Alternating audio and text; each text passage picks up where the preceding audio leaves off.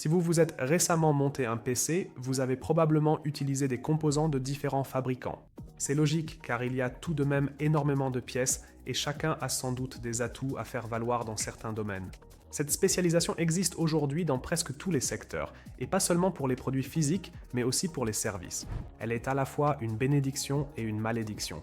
Une bénédiction car elle favorise généralement la qualité et l'innovation. Une malédiction car les entreprises sont ainsi contraintes de faire cohabiter différents systèmes et programmes, ce qui mobilise beaucoup de ressources et entraîne souvent des problèmes. Il n'est donc pas surprenant que de plus en plus d'entreprises recherchent des solutions globales afin d'éviter justement ces processus d'intégration complexes. Dans la dernière vidéo, nous avons parlé de notre logiciel et des avantages du principe sans code. Cette fois-ci, il sera question de compatibilité, un autre pilier fondamental d'un logiciel attractif. Pour l'augmenter, il existe deux possibilités. Soit on essaye de regrouper autant de solutions que possible dans un seul logiciel afin de réduire au minimum le nombre d'interfaces, soit on conçoit les interfaces existantes de manière à ce qu'elles soient compatibles avec la norme industrielle.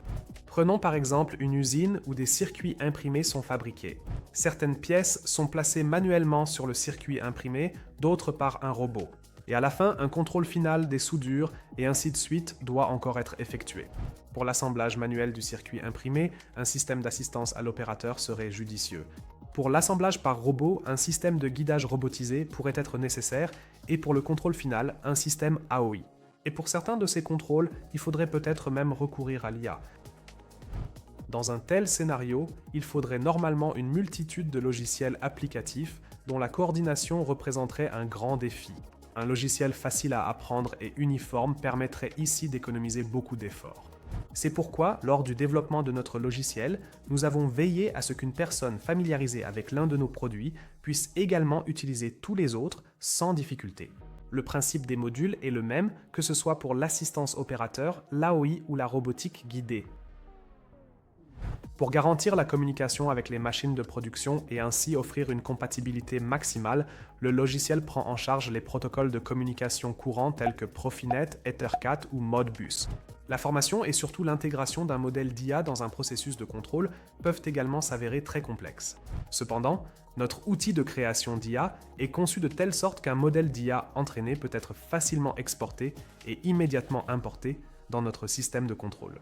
Là, le modèle peut être utilisé instantanément dans notre boîte à outils de programmation. Il suffit de sélectionner une commande d'IA, puis le modèle d'IA que l'on vient de télécharger, de choisir la zone à contrôler et l'étape de travail est terminée. Cette compatibilité entre les différents outils et avec les applications courantes permet non seulement d'économiser des ressources, mais aussi d'éviter le stress de devoir se familiariser avec 10 applications différentes.